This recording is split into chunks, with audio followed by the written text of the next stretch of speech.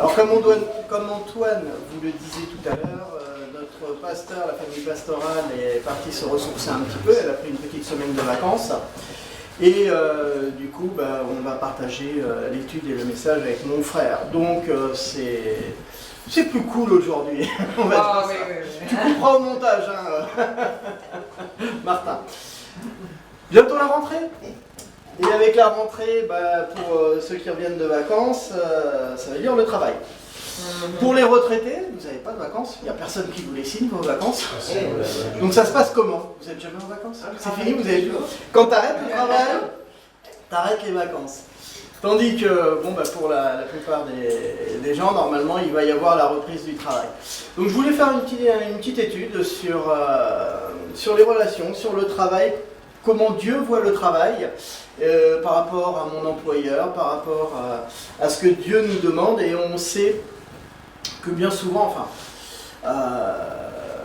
tout le temps, l'autorité pour nous les chrétiens, c'est la Bible, donc on doit pouvoir trouver des réponses sur notre attitude dans le travail.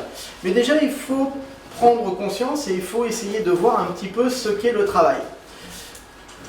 Comment Dieu voit le travail? Et déjà, qu'est-ce que c'est que le travail pour Dieu? Il faut savoir une chose, c'est que tout chrétien, toute personne sauvée, sont appelés à être quoi? Des témoins. Quand on est sauvé, on est appelé à être des témoins. Des ambassadeurs. Des ambassadeurs. Des disciples. Des disciples. Ouais, des disciples, ouais, ça englobe beaucoup de choses, un disciple. Mais aussi des serviteurs. C'est ce que Dieu nous demande, et c'est pour ça que quelque part, quand on emploie le mot serviteur, il y a un lien avec le travail. C'est notre vocation en Jésus-Christ de le servir. Sur cette terre, mais aussi dans l'éternité. Alors si on est appelé à être des serviteurs, il faut comprendre une chose, c'est que le travail, pour Dieu, c'est une bénédiction. Au commencement, il nous a mis dans le jardin pour l'entretenir. Pour le jardin, les animaux. Pour l'entretenir. D'accord. C'était pas un séjour de vacances. Donc c'était déjà pour travailler. C'est ce qu'il nous demande. Il nous demande donc de travailler. C'est notre vocation en tant que chrétien. Je vous exhorte donc, moi, le prisonnier du Seigneur, c'était Paul qui écrivait ça, à marcher de manière digne à la vocation qui vous a été adressée. Éphésiens chapitre 4. Donc la Bible est très claire en disant que chaque personne sauvée est aussi une partie du corps de Christ. On a cette illustration dans la Bible où, en tant que membre du corps de Christ, mon frère Antoine nous a déjà fait des études là-dessus, nous avons tous des fonctions différentes, des capacités différentes, des dons différents, et tout ça sert à quoi? À servir et à faire fonctionner le corps de Christ. Autant une main ne fait pas la même chose qu'un pied, qu'un œil ne fera pas la même chose qu'une oreille. Ma bouche, mon estomac, ils font la même chose. Ça descend directement, il n'y a pas de... La mastication, ça n'existe pas chez moi. Mais normalement, autant on est différent dans une église, autant on fait des choses différentes, mais toutes ces choses, quand elles sont faites ensemble, servent le corps de Christ. Et encore une fois, on voit dans cette notion d'exemple qui était donnée, de corps, qu'il y a une notion de travail qui doit être fait. On peut voir ça dans la Bible, c'est encore une fois une chose qui nous est dit. En 1 Corinthiens, chapitre 12, versets 12 à 27, ou la suite d'Éphésiens, on a commencé à lire Éphésiens chapitre 4, si vous continuez Éphésiens, le chapitre 4, vous avez cette notion de corps de Christ, du verset 11 au verset 16. Votre ministère pour Dieu doit être constant. Ça doit être pas seulement que le dimanche à l'église. On est normalement des chrétiens tous les jours de la semaine. Amen. Ça veut dire quoi? Ça veut dire que si on est des chrétiens, on est des serviteurs, mais on n'est pas que des serviteurs le dimanche matin quand on est rassemblés. Mon frère Antoine va vous servir pour vous apporter le message. Il a travaillé pour ça, donc il a étudié, et il va vous servir pour ça. Il est venu chez nous pour laver les fenêtres. Amen. Parce qu'il a remarqué qu'on n'est pas capable, c'est vrai. Non, Et c'est donc, pas ça. il a montré quelque chose comme ça, mais très humble aussi.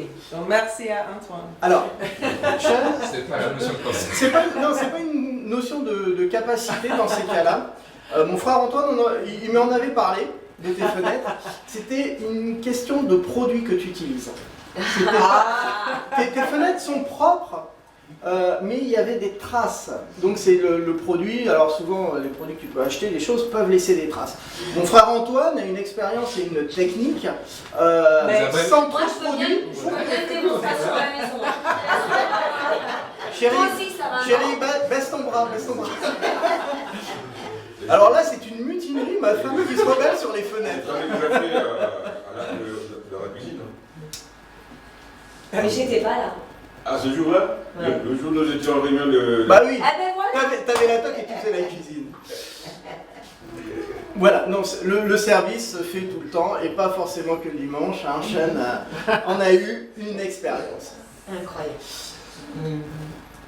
Donc on voit ça en 2 Timothée chapitre 4, 22. Prêcher la parole, insister en toute occasion, favorable ou non, reprenant, censure, exhorte, avec douceur, en instruisant. Donc là on voit encore hein, le travail, c'est une bénédiction. Ouais. Maintenant, est-ce que vous avez une idée de ce pourquoi vous travaillez? Quelles sont les raisons pour lesquelles on travaille? Alors, travailler pour Dieu ou travailler En général. Général. Quand tu travailles pour Dieu, pourquoi tu le fais? Quand tu travailles pour ton patron, pourquoi tu le fais? Quand tu travailles à l'école, pourquoi tu le fais? Pour avoir la santé. Pour vivre. Pour moi, Alors, la santé au travail, c'est ça, je vais la partager si quelqu'un veut. Je suis prêt à partager la santé, ouais, donc il y a la santé, mais ça, je suis pas il y a un verset, convaincu. si tu ne travailles pas, tu ne manges pas. Donc, Alors, c'est pour la nécessité de soutenir ton corps, mais aussi ta famille. C'est une des choses que Dieu aussi a fait. Hein, c'était pour, dans le jardin, tu cultivais et tu mangeais le produit des fruits pour toi, ta famille. Donc effectivement, dans la Bible, on voit que c'est une nécessité pour soutenir sa famille et les siens et ses proches. Et le gouvernement, ça c'était pas dans la Bible, je l'ai pas trouvé ici. Mais ça le fait aussi. Ensuite, pourquoi Oui, on travaille? Antoine? Oui, il faut saucissonner les trois fonctions, à savoir travailler pour son patron, travailler pour Dieu, travailler à l'école. Je travaille pour mon patron simplement pour remplir mes obligations vis-à-vis du monde. Dans ces obligations, il y a le fait de vivre, faire vivre ma famille, ma petite famille, payer mes factures. Payer mes factures. Payer tes Non, factures. quand il s'agit de travailler pour Dieu, c'est pour approfondir ma connaissance vis-à-vis de Dieu. Mais s'il faut travailler pour l'école, c'est pour avoir des bons résultats à la fin de l'année. C'est vrai ça les jeunes? Travailler à l'école pour avoir des bons résultats à la fin de l'année? Alors, Sean, je vais faire plaisir à Sean. Antoine, Oui. 2 sur 20. Et encore, Je suis d'accord. c'est juste parce que tu as parlé. Vas-y Isabelle. Mais je pense Alors, moi, que je me dis, c'est... c'était- Attends, vas-y Isabelle. c'est pour rendre gloire à Dieu.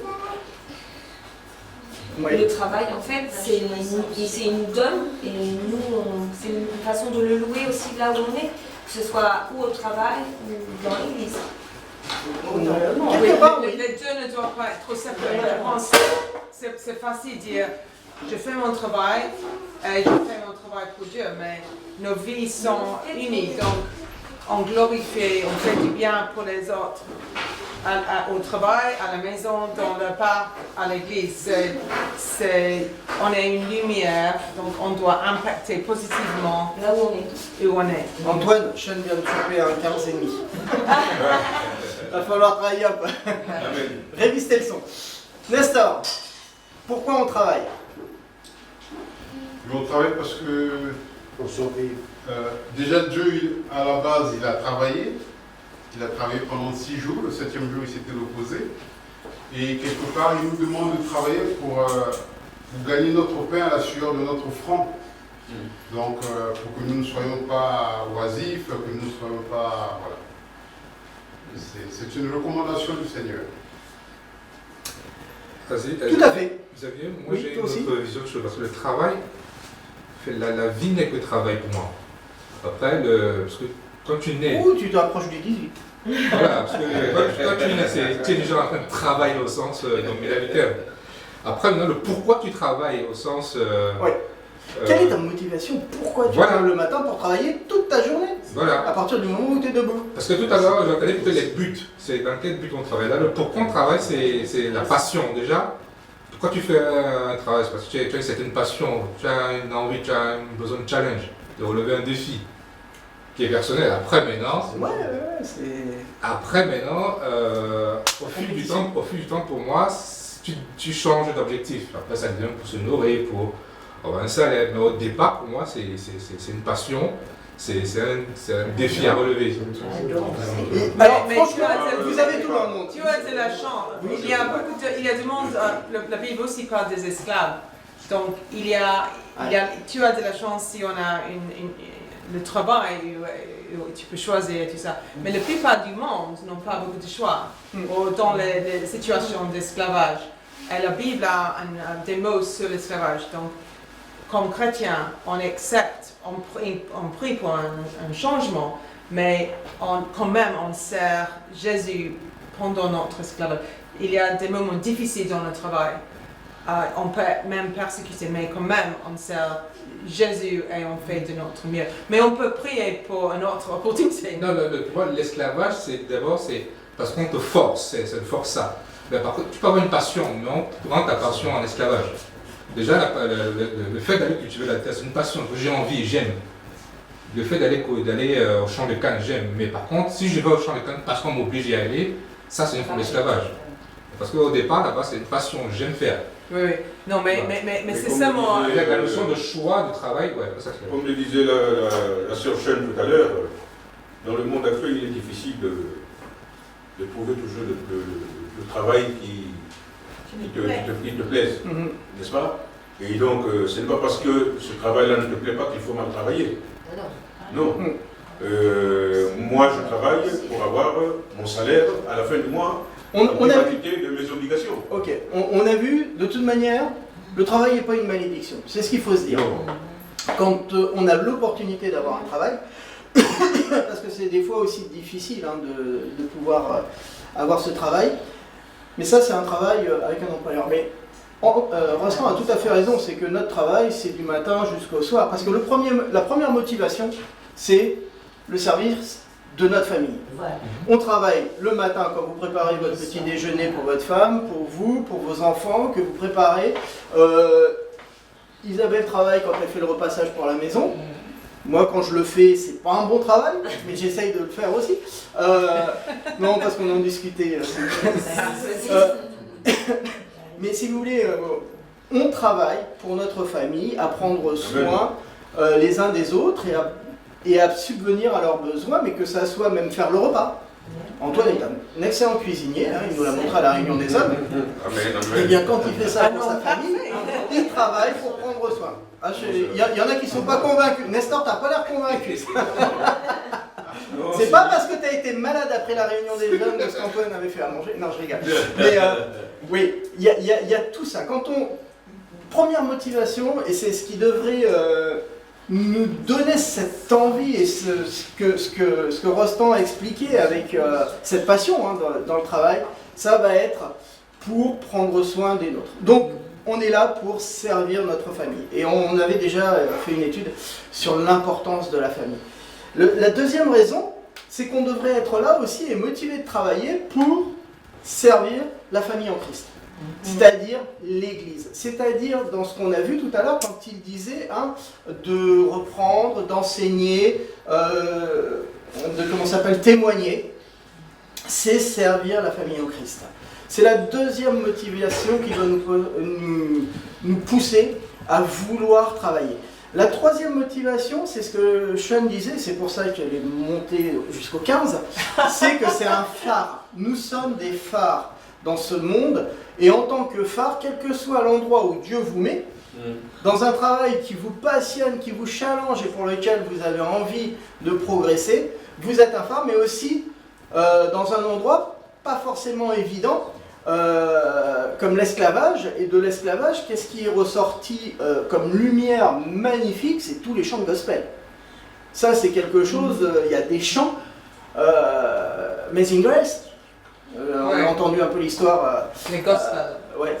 Et c'est quoi? C'était un esclavagiste qui a accepté le Seigneur et qui s'est rendu compte de ce qu'il faisait comme mal aux gens et toutes les erreurs qu'il avait pu commettre en étant esclavagiste, qui avait écrit donc le chant de Amazing Grace, si je me souviens bien de ce qui était dit.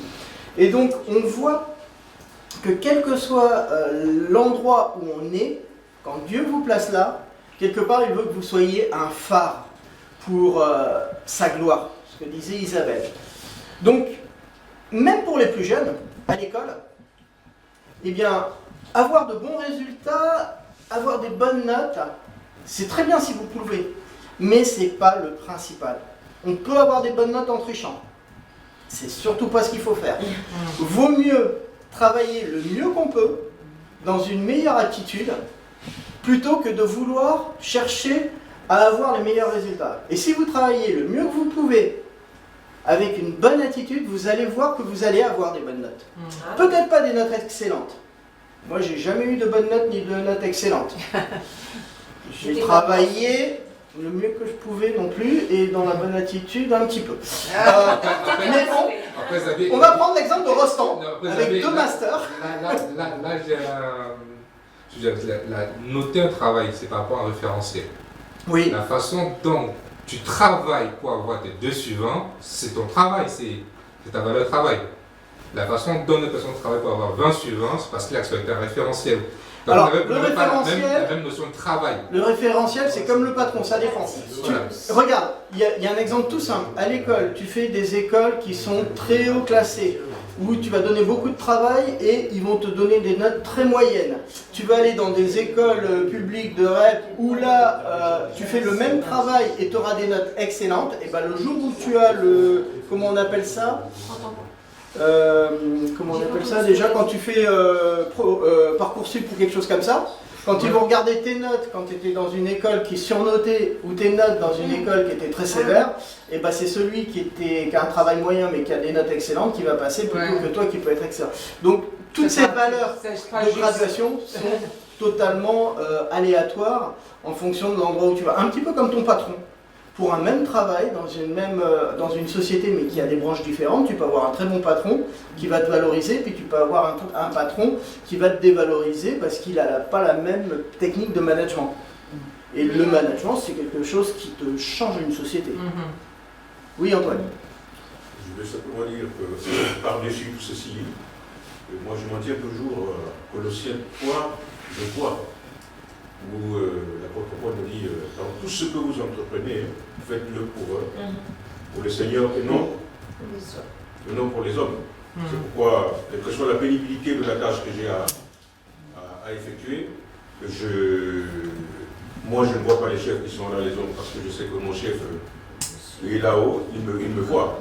Et à ce titre, je me conforme à ses obligations. Exactement. On le verra un petit peu plus tard, ton passage Colossiens 3, 23, verset 22 ou 24, qui disait « Serviteurs, obéissez en toutes choses à vos maîtres ». Donc là aussi, il y avait la notion d'esclave et d'employé. Selon la chair, non pas seulement sous leurs yeux, comme pour plaire aux hommes, mais avec simplicité de cœur, dans la crainte du Seigneur. C'est le passage que nous partage Antoine.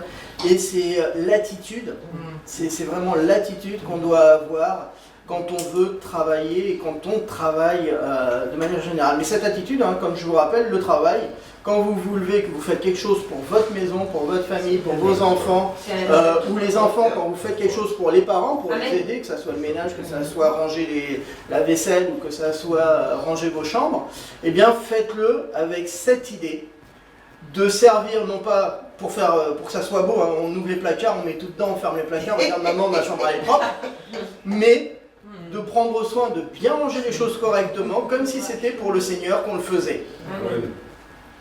Alors, notre attitude envers mon travail. Alors c'est un petit peu, on va faire un petit récapitulatif de tout ce qu'on a vu, là c'était très très riche. La plupart des chrétiens, hein, les collègues de travail, sont des individus qui sont perdus, qui ne connaissent pas Christ. Et des fois, dans notre travail, on a des oppositions, on a des caractères différents, des attitudes différentes, et on rencontre des difficultés même pour faire notre travail, parce qu'il y en a qui, soit qui vont vous refiler le leur, ou soit qui vont vous mettre des bâtons pour montrer qu'ils sont meilleurs que vous. C'est le problème du patron. C'est le problème du patron, qui est un patron soit qui veut gagner, soit qui veut se valoriser par rapport, enfin un chef qui veut se valoriser par rapport au patron. Donc tout ce que vous faites, il le récupère, il met son nom à la bas de la page et il dit que c'est lui qui l'a fait. Hein. Ou soit alors c'est un patron qui va être très collaboratif, qui va vous impliquer dans les projets et qui dira au directeur, ben voilà, avec monsieur machin, monsieur là, on a décidé de faire avancer, on a trouvé cette solution, on va mettre ça en place. Il y a autant de gens différents, mais le problème, c'est que ces gens, bien souvent, ils ne réagissent pas comme le Colossiens 3, hein, c'est-à-dire ils ne font pas les choses comme pour le Seigneur, ils font les choses comme eux le sentent, l'estiment ou en ont envie. Et comme disait Chêne, vous êtes la lumière représentant Jésus-Christ. Matthieu, chapitre 4, verset 14 à 16, vous êtes la lumière du monde. Une ville située sur une montagne ne peut pas être cachée. Et à quoi sert d'avoir une lumière si c'est pour la mettre sous un lit? Ou y mettre un foulard, un cache dessus. Là où Dieu vous met, et encore une fois, si vous avez compris que quel que soit ce que vous pouvez trouver, hein, c'est une bénédiction de pouvoir travailler, ce n'est pas... oui, ça va être pour gagner des sous pour payer vos factures, parce que là, vous survenez aux besoins de votre famille, parce que le premier but est de survenir aux besoins de la famille, mais c'est aussi être cette lumière, ce phare, qui va, à l'endroit où vous êtes, pouvoir témoigner et glorifier Christ, et témoigner donc à des gens qui ne le connaissent pas. Et peut-être même de votre patron qui va être dur, il deviendra beaucoup plus humain et il sera peut-être plus collaboratif plutôt qu'être un patron qui est rigide. À l'école, c'est la même chose. Là où vous êtes, c'est pas évident avec les copains et tout ça, mais quelque part, les copains ils connaissent pas Christ, donc ils font un petit peu comme ils voient à la télé ou comme ils pensent faire.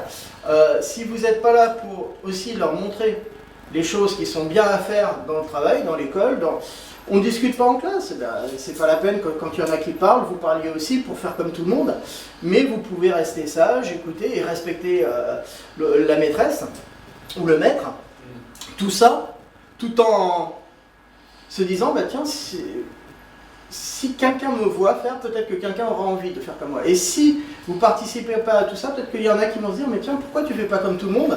Et tu pourras leur dire, parce que je fais ça comme si c'était pour Dieu que je le fais. Ah mon Dieu, après tu peux témoigner, et ils peuvent changer. Le Saint-Esprit peut les faire changer. Notre vie, pardon? Excuse-moi Antoine, on peut quand même dire que... oui, c'est pas grave. Non, il n'y a pas de souci. On est jumeaux. À ce moment-là, Dieu révèle nos talent en fait, qu'il nous donne en fait. Le travail nous permet aussi de nous éprouver dans des situations compliquées, mais aussi révéler certains de nos dons, comme la patience ou Amen. Ou alors de l'apprendre, la patience, des fois, dans le travail. Oui, on apprend. On apprend la patience dans le travail aussi, tu sais, et il nous fait traverser certaines épreuves, des fois aussi pour nous donner des choses encore plus importantes. Notre vie devrait refléter la Bible. 2 Corinthiens, chapitre 3, verset 2, nous dit « C'est vous qui êtes notre lettre, écrit dans nos cœurs, connu et lu de tout le monde. » Si vous n'êtes pas, ou si vous n'avez pas dans votre travail, ou dans votre vie, ou dans votre famille, la lettre de Christ, ou si vous ne reflétez pas la parole de Dieu, mais personne ne la lira. C'est pas en offrant des Bibles que les gens vont l'ouvrir et la lire. Par contre, en servant comme si vous serviez Dieu, les gens pourront voir ce que Dieu fait et quelle est l'attitude d'être chrétien et se poser la question.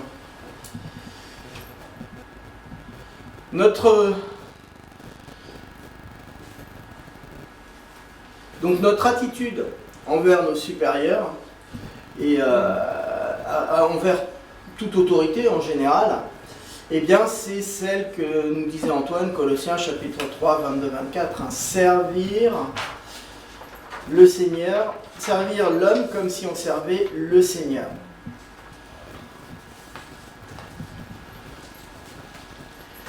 Qu'est-ce qu'il pourrait y avoir encore dans notre attitude envers un supérieur, une autorité, un employeur ou une maîtresse ou un maître d'école? Qu'est-ce qu'on doit faire aussi? Qu'est-ce qu'on doit faire? Quelle attitude devons-nous avoir? Le respect. Donc on a le respect. On a le service comme si on servait Dieu. Donc on a le respect, l'obéissance, d'accord? D'autres idées? Déjà le respect. On va prendre le respect. Alors on va respecter quoi? La hiérarchie. La position.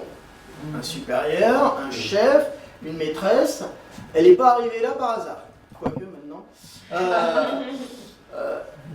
Ils ont quand même dû être valorisés pour avoir cette autorité, cette position. Donc on doit respecter cette position. Je ne vous le cache pas, il n'y a pas de patron d'autorité qui soit parfaite. C'est pas correct sur tous les points. Ils ont des défauts, mais nous aussi. Aussi le respect. Est-ce qu'on peut être en désaccord avec l'autorité? Oui, exact. Mais si on est en désaccord, quand même, si on est dans une situation de respect, ils vont nous écouter mieux quand on a besoin de parler.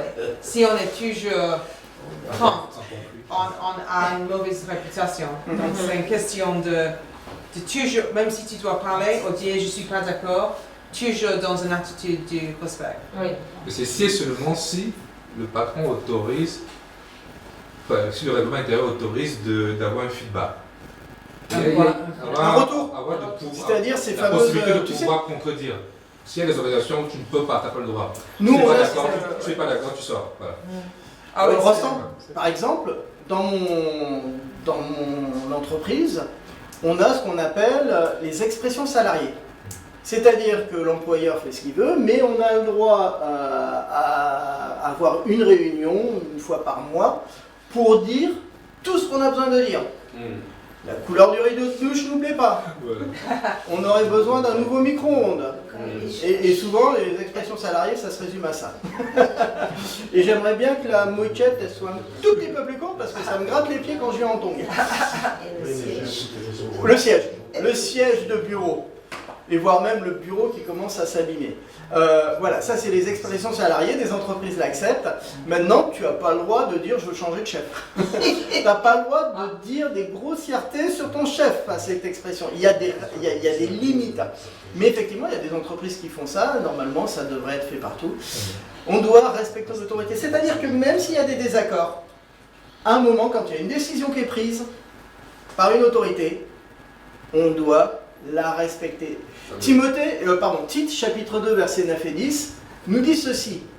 Mais évitez les discussions folles, les généalogies, les querelles, les disputes relatives à la loi, car elles sont inutiles et vaines.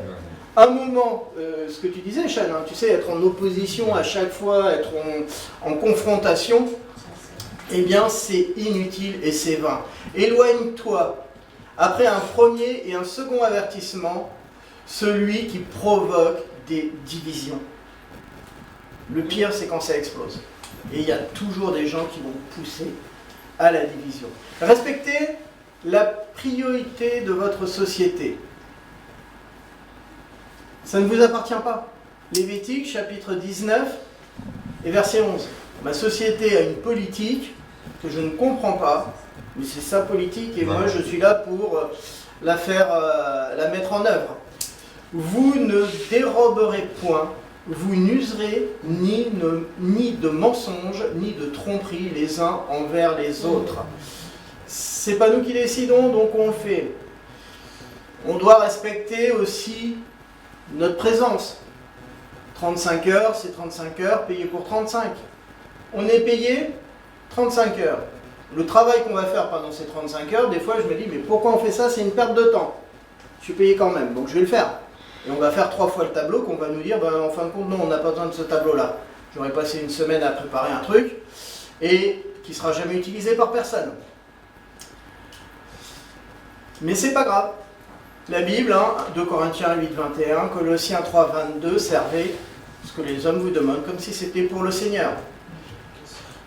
On doit faire du mieux qu'on peut. Excusez-moi, j'ai une question. Quelle attitude avoir devant une collègue où vous parlez d'un projet, vous avez mis le projet en place, et la collègue vous précède pour aller voir la direction, c'est elle qui a eu l'idée d'avoir ce projet. Quelle attitude en tant que chrétien? Tu vas la voir, tu fais, je te félicite pour ton idée. Va la voir, tu lui fais un grand sourire, tu dis je te félicite pour ton idée. Et là, peut-être qu'elle va se sentir mal parce qu'elle sait que c'est toi qui as eu l'idée. Non, j'ai fait le contraire. J'ai fait le contraire. Alors, je l'ai laissé, Voilà, je l'ai laissé se cogner parce que je n'avais pas fini. oui, Donc je l'ai laissé se cogner.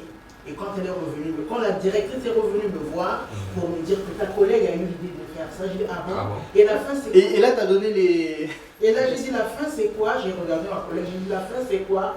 Et là il était bloqué. J'ai dit vas-y, on finit la fin.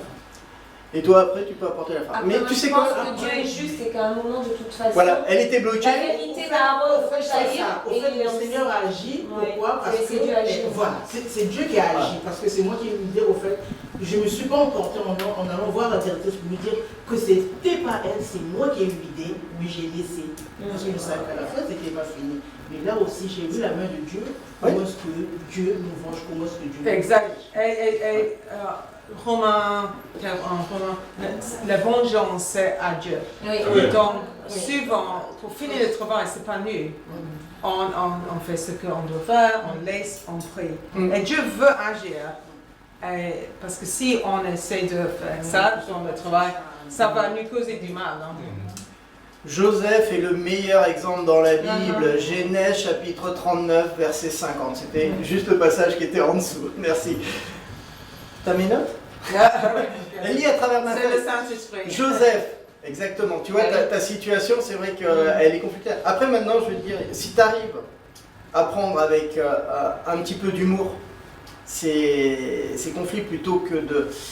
si tu te mets en colère, si tu te fâches, quand le patron va prendre ton travail et mettre son nom en dessous, parce que la chef, qu'est-ce qu'elle va faire quand elle va aller présenter ça à la direction? Elle va mettre son nom sur ton projet. Non, ne te fâche pas. Dis-toi que Dieu sait ce que tu as préparé et Dieu est fier de ce que tu as fait. Même si le patron sera fier de quelqu'un d'autre, Dieu est fier de toi. Dieu sait la vérité. Et c'est ça qui est important. On travaille pour Dieu et pas pour plaire aux hommes. Et il faut avoir ce recul. C'est pas pour ça qu'on jette tout et dit je fais plus rien. Et il y en a des comme ça. Non, il faut continuer d'avancer. Tant mieux que ça ait réussi. J'ai fait un projet il y a très longtemps avec un copain dans mon garage quand j'ai eu mon accident en 97. Notre invention, vous la retrouvez dans toutes les gares. Ça fonctionne partout. Un truc, je pensais pas que ça marcherait autant, mais ça existe partout dans toutes les gares maintenant. On n'en a aucun retour, aucun remerciement, rien. Je pense qu'on a inventé un bon truc, mais c'est pas grave. Qu'est-ce qu'on s'est éclaté. Et puis tant mieux que ça marche, tant mieux que ma société progresse avec une idée qui a été récupérée par plein de personnes. Je sais que Dieu m'a donné la paix, m'a donné la joie d'avoir ce temps pour réaliser un truc dans mon garage avec un ami. Donc, Joseph est un excellent exemple quand on a des problèmes au travail. Et après, c'est occupez-vous de vos affaires. Ne vous laissez pas entraîner par quelqu'un d'autre, surtout les jeunes à l'école. Regardez bien 1 Thessaloniciens 4:11, 2 Thessaloniciens 3, verset 10-13. Et à mettre votre honneur à vivre tranquille, à vous occuper de vos propres affaires et à travailler de vos mains comme nous vous l'avons recommandé. Un petit peu ce que Sean disait au début. Il faut essayer d'être tranquille. Ne vous faites pas embarquer par les foules pour faire comme tout le monde. Vous n'êtes pas comme tout le monde parce que vous êtes des enfants de Dieu. Et votre Père a beaucoup d'amour. Voilà, merci de ce que je voulais partager ce matin avec vous. Merci. Je sais qu'il doit y avoir plein de questions. Comment trouver un bon travail? Et si